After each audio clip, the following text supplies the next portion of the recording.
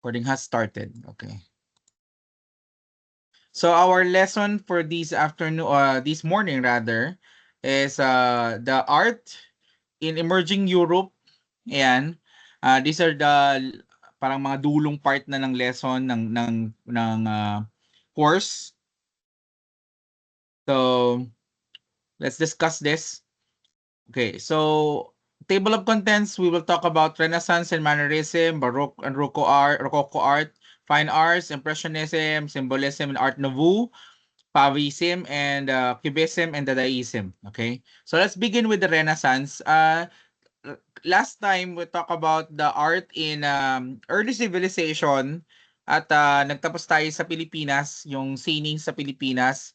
But this time, bago kasi magkaroon ng, well, they consider the art in the Philippines as a as a part of the contemporary modern art.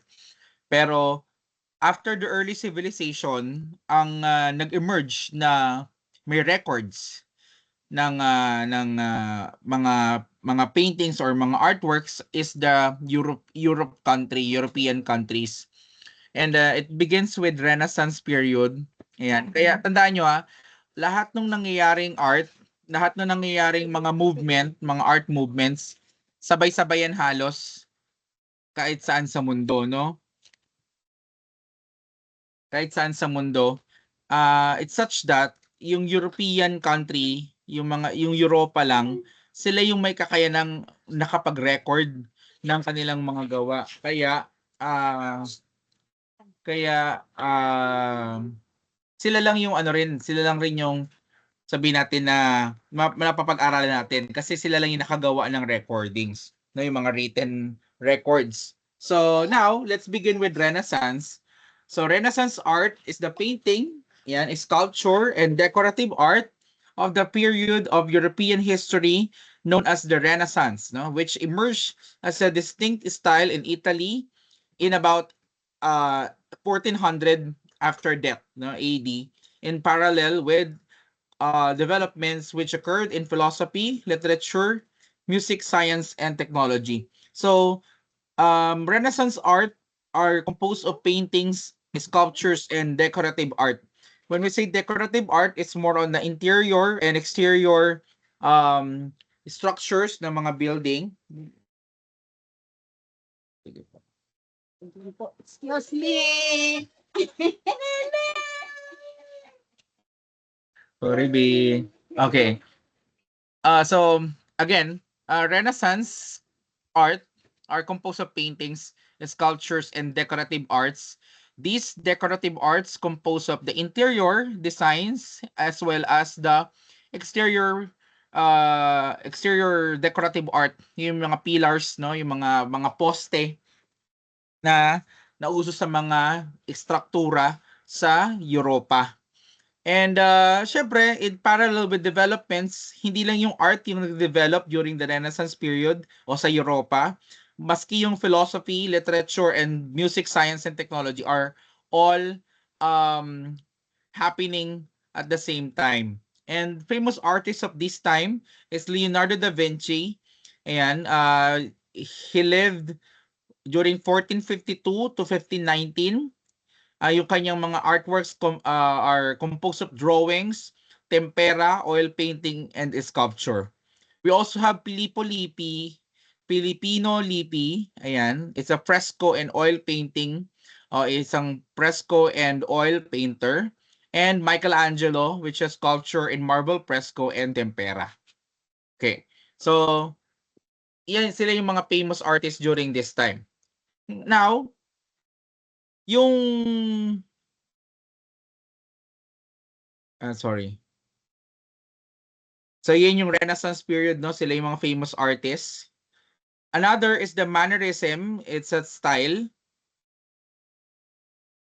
Mannerism is a style in European art that emerged in the later years of the Italian High Renaissance around 1520, spreading by about 1530 and lasting until about the end of 16th century in Italy. When the Baroque style largely replaced it, Northern Mannerism continued into the early 17th century. So ito yung mga famous artwork Tingnan niyo yung mga itsura ng mga tao, no, nung mannerism.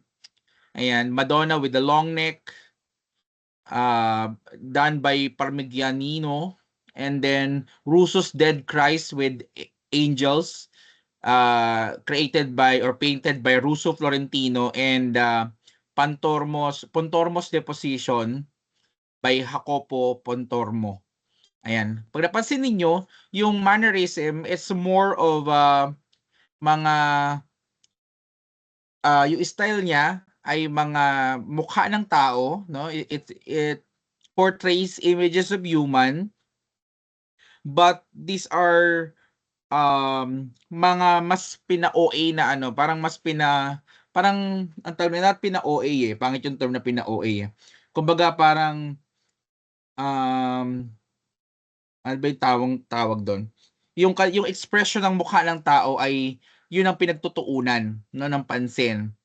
Ayan, kaya pag napansin niyo yung Madonna, yung Christ and Angels, and even the people in Pontormo's Deposition, puro sila mga nasa parang gano'n, parang maarte yung kanilang itsura. That's part of the mannerism. Ayun, nakalimutan ko yung term pero parang OA, pinapa-OA yung mukha nung mannerism. Now, after the mannerism, yung mannerism tandaan nyo, hindi siya natigil, hindi siya napalitan ng Baroque. And mannerism is also part of the Renaissance. Hindi yan nagpapalitan, no? Kundi bahagi lamang yung mannerism ng Renaissance period. And sabi nga natin, the mannerism is on the latter part of the Renaissance period. Okay? Ang pumalit sa Renaissance period is the Baroque period. Although napalitan na yung Renaissance period ng Baroque period, the mannerism ay nagpatuloy pero sa ibang aspeto naman ng lipunan, no, sa ibang bahagi ng Europa. But the Italy, ayan,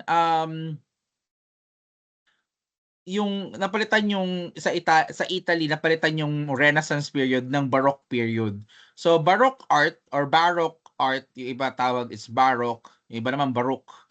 Ayan. Baroque art spanning from the late 16th to early 18th century in Europe is characterized by dramatic and theatrical style that aims to evoke emotional responses through the grandeur and elaborate ornament. So, yung sa mannerism na more of mukha lang yung dramatic or parang OA, sa Baroque period naman lahat ng aspeto nilalagyan nila ng grandeur, no?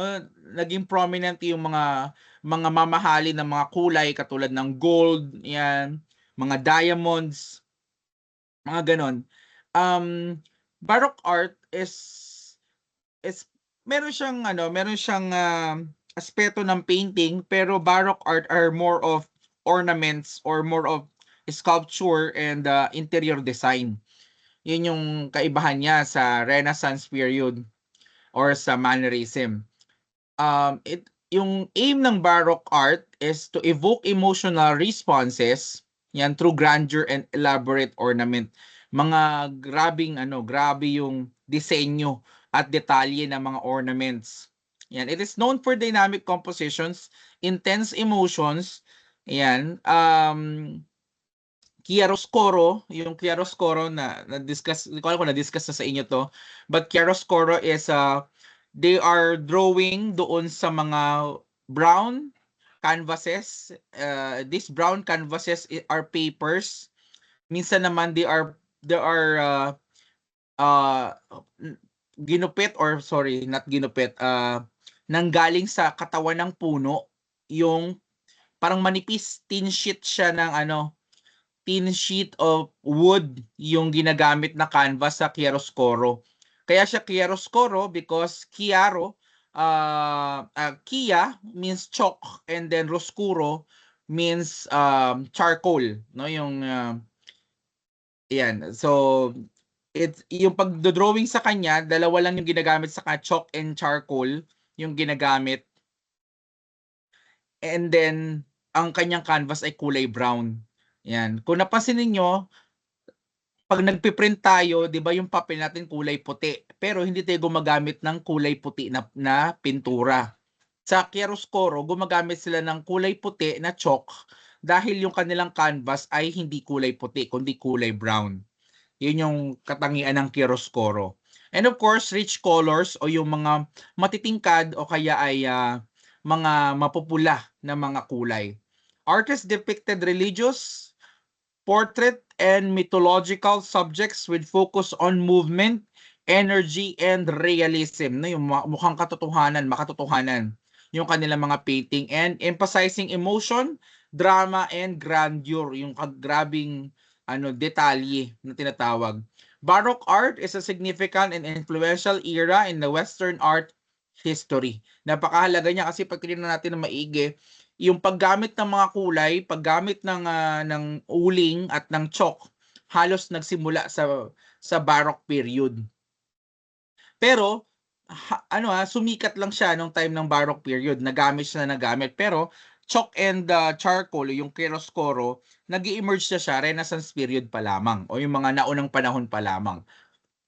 Now, Baroque art originated in the late 16th century Italy, spreading across Europe and dominating the artistic scene until the early 18th century.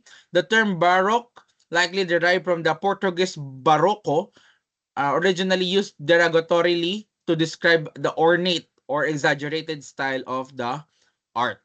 Okay? In the historical context, during the Baroque period, which aligned with the Counter-Reformation, the Catholic Church utilized art to convey its teachings and captivate believers, resulting in the creation of grand and emotionally impactful artworks. So, ang gusto nila mangyari, magara, no? Grabing detalye, maraming inubos na resources para magawa yung mga Baroque art. Ganun yung sistema ng Baroque style. The Baroque art was shaped by the emergence of absolutist monarchies in Europe as rulers utilized art and architecture to assert their power and authority. Kaya ganun naman yung style, kaya OA at grabing gara, yung grandeur nung design, because it showcase how powerful families and even kingdoms, no, yung mga hari, gaano sila ka-powerful. They show that through the style, no, ng Baroque art. Parang kapag ka may pagka yung kastilyo mo are ornamented by the Baroque style, mayaman ka, no? Mayaman ka, makapangyarihan ka. Kaya ganun yung ginagawa. So, as rulers utilize art and architecture to assert their power and authority, palaces, churches, and public spaces were embellished with elaborate Baroque decorations to highlight the wealth and status of the ruling elite.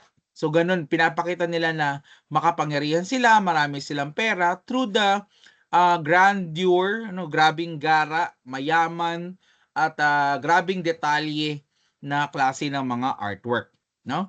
In terms of the development of Baroque art during the early Baroque period, late 16th to early 17th century, artists like Caravaggio, Caravaggio in Italy led the way in utilizing chiaroscuro and naturalism, departing from the idealized form of the Renaissance. Caravaggio's dramatic lighting and emotional intensity laid the foundation for the Baroque style. In the High Baroque period, mid to late 17th century, artists like Gian Lorenzo Bernini excelled in sculpture and architecture, embodying the dynamic and theatrical style of Baroque art. Bernini's work, such as The Ecstasy of Saint Teresa, exemplified the grandeur and emotionalism characteristic of the Baroque art. So masyadong maemosyon. Yun nga, no? Pagka masyadong maemosyon, yung itim nila, hindi sila nagtitipid sa kulay itim. Talagang maitim yung gagawin nilang kulay. Yan. And again, yung mga kulay ay mga dilaw, ginto, ganun yung mga kulay na ginagamit nila to showcase yung value na meron sila, no? Kaya ganun yung design nila, ganun yung kulay nila kasi kaya nilang bumili ng mga ganung klaseng pangkulay na mamahalin, showcasing how powerful and how wealthy they are.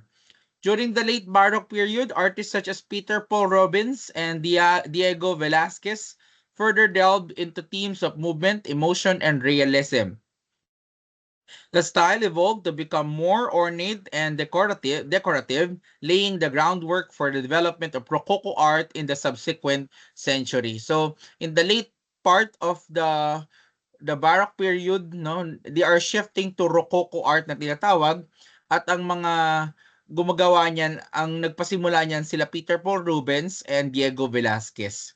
Yan. So, ano lang yan, parang sabi nga natin yung mga style ng mga mga artist kasi nagbabago yan kada panahon. No, kapag yung isang artist na sumikat, kung ano yung uso, yun yung art style na nangyayari. 'Di ba? Parang halimbawa, nung panahon ng Renaissance, sila Leonardo da Vinci, sila Michelangelo, yan, sila yung mga artists, yung kanilang mga art style halos magkakamukha o magkakatulad. Ngayon, na naging Baroque period na, yung nagsimula yung Baroque period because there are artists na naipanganak or nagsimula, nagpakita ng mga gawa na yun yung kinagiliwan or naging uso doon sa mga artists. Ganon yung nangyayari, no? Kung ano yung uso, yun yung naging era na tinatawag, anong usong style. Naintindihan nyo? Thumbs up nga kung nakakasunod kayo.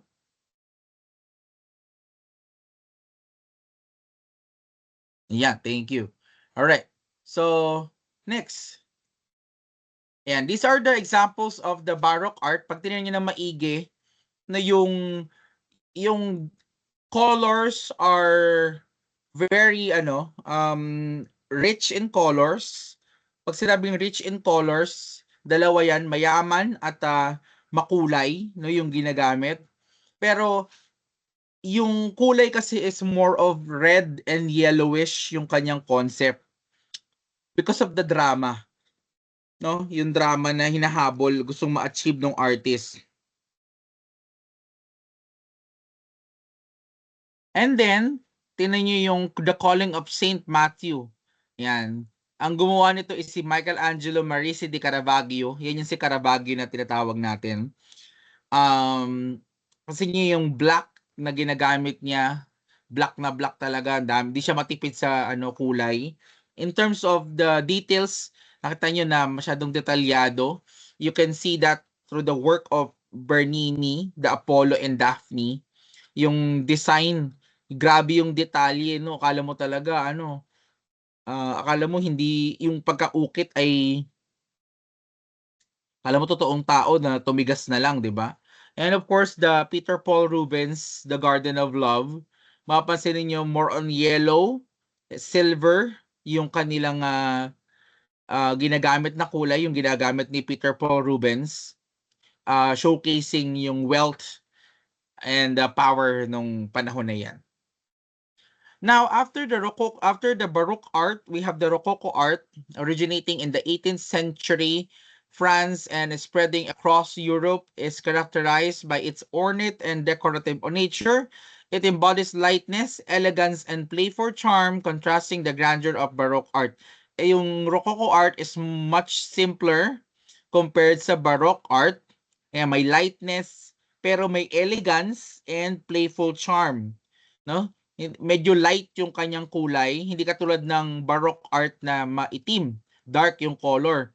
Rococo artworks are often feature intricate designs, pastel colors, asymmetrical compositions, and motifs inspired by nature, associated with the aristocracy. Ayan, ganyan na yung aristocracy na tinatawag. Rococo reflects taste of luxury, no, and refinement. Yung mga kulay nila ay pangmayaman and frivolity, emphasizing grace, beauty, and pleasure in its delicate and whimsical aesthetics. Tingnan natin yung example ay yung mga history muna before we go to sa example. So in terms of history of Rococo art emerged in the early 18th century in France as a response to the grandeur and formality of the Baroque style. The term Rococo is believed to have originated from the French word rocaille, meaning rock or shell. Yan, reflecting the style's affinity for natural forms and motifs. Rococo art flourished during the reign of King Louis the 15th. and spread throughout Europe, becoming a dominant artistic style in the mid-18th century. Rococo art developed as a reaction against the heavy and solemn characteristic of Baroque art, embracing a lighter, more playful aesthetic that emphasized elegance, grace, and charm. Rococo art was closely associated with the French court and aristocracy, who embraced the style as a reflection of their refined taste and luxurious lifestyle. So yung Baroque art masyadong madrama, ang Rococo art naman aristocracy and yung luxurious na yung Baroque art are more of tingnan natin ito yung itsura. Yung Baroque art are more of darker yung kulay, darker yung dominant. Yung Rococo art is more on lighter yung dominant. Lightness yung dominant color. Tingnan niyo yung The Toilet of Venus. The Toilet of Venus by Franco Butcher. Saka si The Swing ni Jean Honore Fragonard. Ayan. And then look at the Pilgrimage of Cetera by Antoine Watteau. Ayan.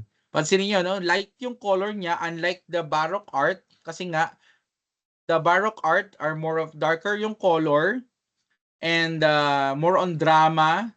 Yan, gold and silver yung ginagamit. But in the what to call this? In the Rococo art, medyo nag-emerge na yung mga blue colors, yung mga blue or green yung kulay. Because blue nung time na yan na meron na silang kulay na asul, no? At mahal yung kulay na asul nung panahon na yan. Napakahirap kasing makagawa ng kulay na asul. So, Rococo art is characterized by its elaborate ornament, intricate design, and decorative motifs inspired by nature such as shells, flowers, and foliage. Unlike the dramatic intensity of Baroque art, Rococo art exudes a sense of lightness, delicacy, and elegance, with a focus on curvaceous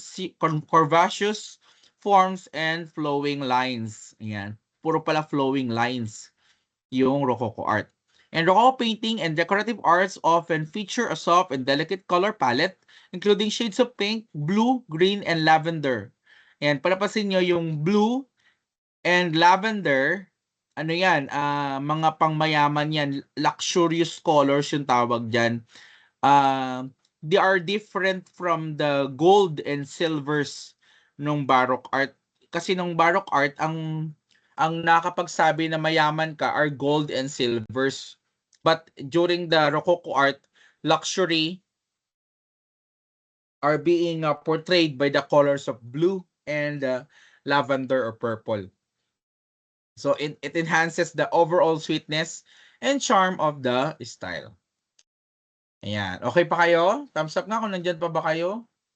Ayan. Ano oras na ba?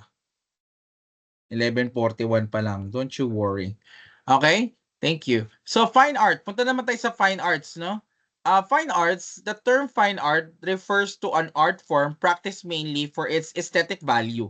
Wala na tayo doon sa period, no? Kasi yung Renaissance, the Baroque, and the Rococo art are more of mga era ito ng art style, no? Mga art style depending on the era.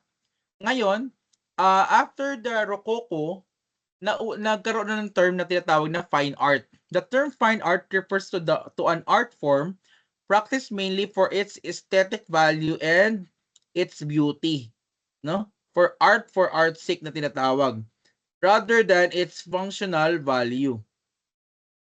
So fine art is rooted in drawing and design-based works such as painting, printmaking, and sculpture. It is often contrasted with the applied art and crafts, which are both traditionally seen as utilitarian activities. Other non-design-based activities regarded as fine art include photography and architecture, although the latter is best understood as an applied art. Ano ba yung history ng fine art? This type of art dates back to the Archeolian period of prehistoric art to proto-sculpture such as the Venus of Berekat, Ram, ayan, and the Venus of Tantan, and to cave paintings from Chubut, Chavot Cave, Lascaux, Altamira, Pechmerli, and Kosker. During the era of the ancient Mediterranean civilization, including those of later Greek, Roman, and Byzantine culture, as well as medieval, Carolingian, Ottonian, Romanesque, and Gothic art, fine arts were regarded as mere skilled workers. Like skilled interior decorators or carvers, it wasn't until the Renaissance that the profession of artist was raised to a new higher level, reflecting the newly perceived importance of the design element or disenyo, no? O desegno. Pero disenyo yung tawag natin dyan. Ngayon, sir, we're talking about fine art here, no? Remember, how we're talking about fine art, hindi na tayo nag-uusap tungkol sa Renaissance or Baroque and then Rococo. These Baroque, Renaissance, and Rococo arts are again eras. Ang fine art is kabuuan na, no? Kabuuan ng art form, ayan, na for its aesthetic value and its beauty. Kapag ka maganda yung painting, maganda yung visual arts, we call it fine arts. Okay? Ganun na yung point natin. So, now, in fine arts per se, may mga style na nabuo hindi lamang sa Europa. Kasi yung Renaissance, Baroque, and Rococo are more of European-centered style. Ngayon, if we look on the fine arts itself, dito lumalabas yung mga neoclassical, classical, and so on.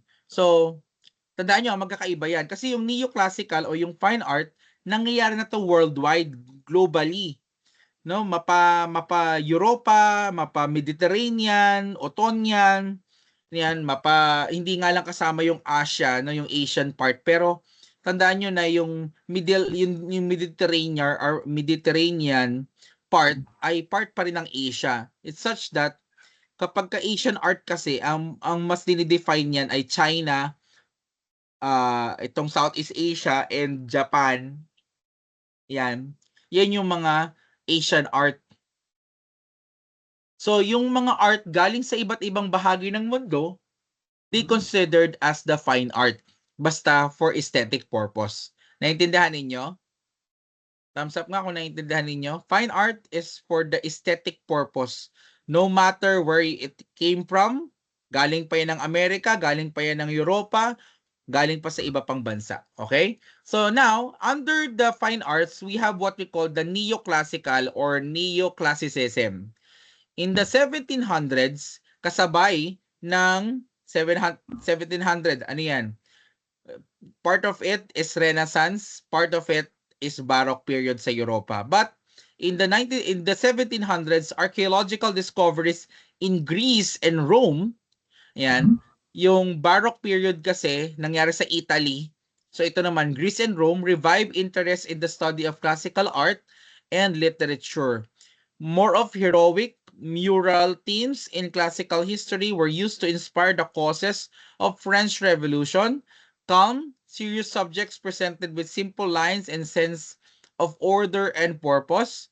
Better known artists of the neoclassical style are the painters Jean-Auguste Dominique Ingres and Jacques-Louis David, and the sculptors Antonio Canova and Bertel Thorvaldson. So ito yung mga gawa nila, no? Yan yung Oath of the Horati. Yan. Yung Oath of the Horati by Jacques-Louis David. Mapapansin nyo medyo may pagka-Baroque period itong neoclassicism. Kasi nga, part of it ay Baroque period ng Italy. Bagaman nangyayari yung art movement sa Italy, yung Baroque period, yung style niya ay nakukuha rin ng iba pang mga tao sa ibang bansa. Okay? So, we have the Jupiter and Thetis and Canova. Ayan. So, yung Canova, napansin nyo, may ano na yan, medyo may pagkabarok pa rin yung kanyang style. Now, neoclassicism, neoclassicism are more of calm, serious subjects presented with simple lines and sense of order and purpose. So, Renaissance type yan. Okay, Renaissance type yung calm, simple lines, sense of order and purpose. Ayan. But yung mayroon ding mga part na heroic and mural themes, no, mga mukha ng tao at mga nangyayari yung pinapakita. Yan yung neoclassicism. Ngayon, pag romanticism naman, in the early 1800s, kasabay ng itong romanticism naman, kalahating Baroque, kalahating Rococo. Ayan, in the early 1800s, the drama, struggle, and emotions of romanticism replaced the calm, order, and sense of purpose of neoclassicism. So, drama na, no? Kumbaga, habang yung iba sa Italy, nasa Rococo na sila, about luxury na sila, sa ibang lugar pala, medyo nahuhuli kasi they are into Baroque style pa lang. Drama and struggle and emotion, no? And new interest in exotic lands and travel fueled romanticism. In France, despair followed the Battle of Waterloo in 1815 rather, and was reflected in the art of the time. Artists painted soldiers fleeing the battlefield and scenes of death, despair, and destruction. Painters choose scandalous and tragic subjects from the news of the day and transferred in great detail and graphic emotion these events to canvas. Pictures of nature in its untamed states or other exotic settings fill the dramatic action, often with an emphasis on the past. Some of the better-known artists' romanticism are painters Theodore Géricault and Eugene Delacroix. Yan. So, papansinin niyo, romanticism, ito, parang Baroque art din. Ayan. Pero, may hawig na siya ng pagka-Rococo. Medyo may pagka-lightness na siya. Kasi nga, it is in the early 1800s. No? Sa Italy, mayroon na silang Rococo. Sa ibang lugar naman, romanticism yung tinatawag nila, no? Romanticism. So, ayan. We have the Raft of the Medusa, the Cloister Cemetery in the Snow, and the Death of Sardanapalus. Yan yung mga example ng romanticism. Pag napansin ninyo, yung Death of Sardanapalus ay halos kamukha or kakulay ng Rococo art. Yan. Pero yung kanilang not into the luxury, no, not into the royalty, but more of drama, no, yung style in-apply nila sa ibang subject, drama and struggle. Yun yung romanticism. Niro-romanticize yung struggles ng tao. Yun yung kailangan nyo matandaan doon. Okay? Now, we have the realism. Pag sinabing realism, the 1800s saw social economic problems related to the industrial revolutions. Jobs were hard to find and working conditions were poor for those lucky enough to find employment. Artists and writers became concerned with the troubles of ordinary people, peasants, and the urban working class. The subjects were humble citizens doing everyday work rather than mythical heroes, biblical or classical subjects, or portraits of the rich. Napansin niyo, no, sa realism, yung katotohanan, no, realism, yung totoong nangyayari, yung naging focus ng mga artists. They are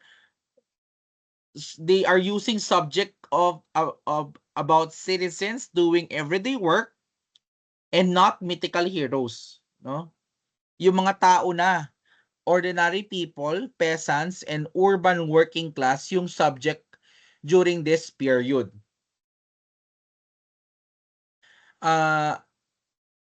New ways of handling brushes and paint. At this time, the invention of the camera gave artists the possibility of working from a photo for the first time and making realist work all the more possible to achieve. very interested in painting landscapes from realistic point of view and were especially interested in how the land looked during different weather and different times of the day. In fact, realists desired to paint in the open air, and their interest in how light affected one's perception of a scene paved the way to work for the work of the Impressionists. Some of the better-known realist artists are the painters Gustave Courbet and Francois Millet. So ito yung kanilang paintings. Ayan. Mapapansin ninyo, they are not into the royalties, yung mga mayayaman, but they are more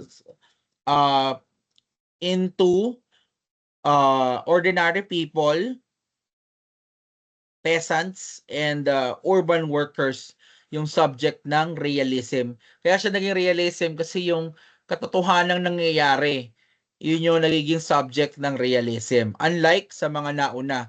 Sa neoclassicism, well, di ba napansin niyo yung neoclassicism, mga gods and mga heroes. Romanticism naman are more on the drama and struggle of people, and in realism naman, more of ordinary individuals or citizens, peasants, and urban working class. Now, in Impressionism, Impressionism developed in France in the 19th century and is based on the practice of painting out of doors and spontaneously on the spot rather than a studio from sketches. So Impressionism is a revolutionary art movement that emerged in the late 19th century, broke away from traditional styles pioneered by artists like Monet, Renoir, Pissarro, and Degas.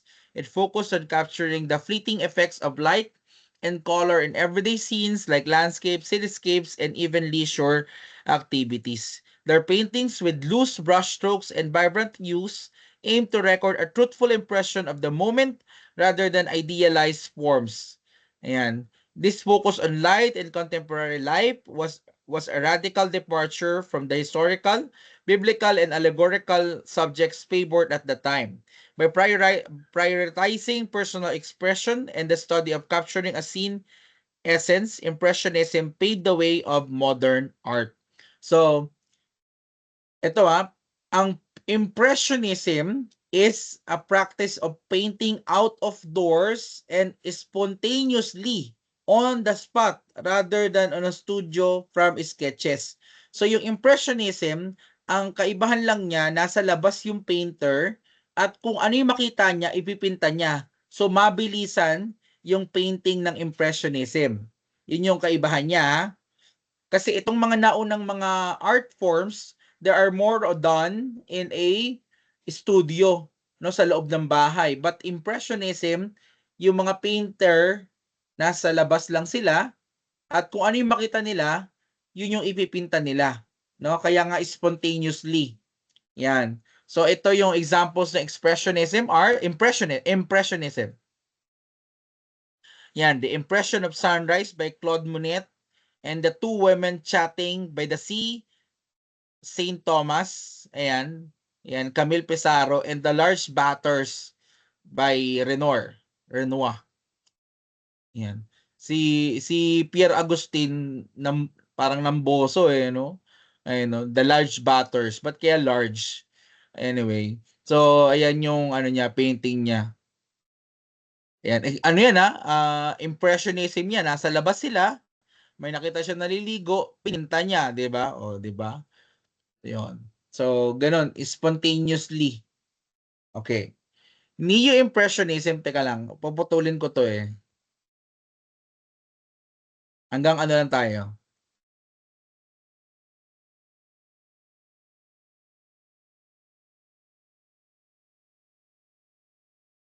Hanggang symbolism lang tayo. Ayan. So, yun yung impressionism impressionism.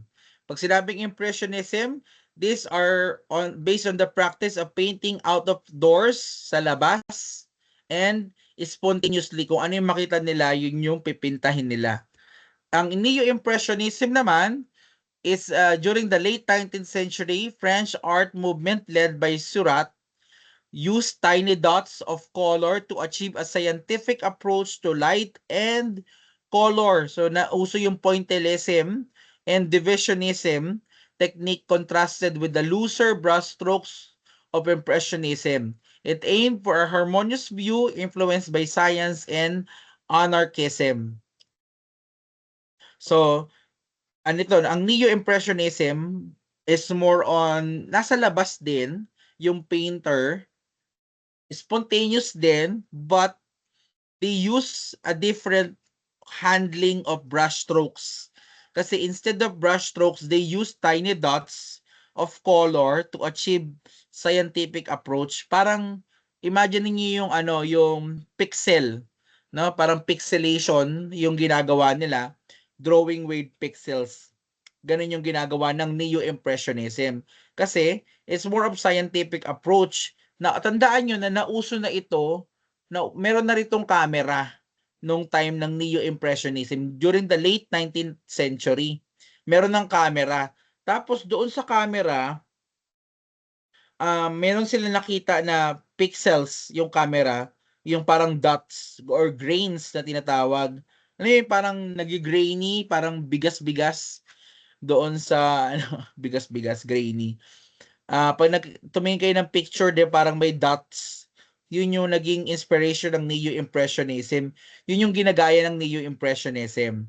That when did it begins and last? Though artistic elements of Neo-Impressionism were evident in Seurat's 1883 painting Batters and Arsenius, the movement itself and its defining term were not established until art critic Felix Pinion coined the name Neo-Impressionism in his review in June 1886. The Neo-Impressionist movement, a significant artistic trend lasting from 1884 to 1935, di ba napakatagal? It was superheaded by George Seurat and continued by artists like Paul Signac, Camille Pissarro, and Vincent van Gogh. So dito na pumasok sila Vincent van Gogh. Though the movement's popularity waned after Signac's death in 1891, it influence extended to later artistic like Matisse. Ano ba yung key characteristic ng Neo-Impressionism? The key traits of Neo-Impressionism include tiny dots. Yun nga, yung parang pixel, no, of local color and clear contours around the forms. The style also features luminescent surfaces, a style deliberateness and emphasizes a decorative design and an artificial lifelessness in the figures and landscapes. Neo-Impressionists painted in the studio instead of outdoors as the Impressionists had. The style focuses on contemporary life and landscape and is careful, ordered, rather than spontaneous in technique and intention. So, yung mga later time na ng Neo-Impressionism, hindi na sila nasa labas, kundi nasa loob na sila ulit, nasa studios na sila. But, yung kanilang subject is more on the spontaneity nung nakita nila sa labas. Ayan. Ayan, yung rather ordered rather than spontaneous in technique and intention. So ito mas planado. Ayan. At ito yung basehan ng mga modern modern, yung parang photograph, no, yung pixels na tinatawag. Para siyang yung colored pixels kumbaga. Kasi yung time ng Neo-Impressionism, may mga pixels na rin pero more of black and white pa lang yung photograph during this period. Okay? So, yan na muna. We'll end the discussion here. Ayan. I-discuss ko yung iba sa ibang section naman para, kasi sobrang dami ng lesson. Baka di nyo naman kayang maintindihan. Okay? Sige, I'll stop the recording for now.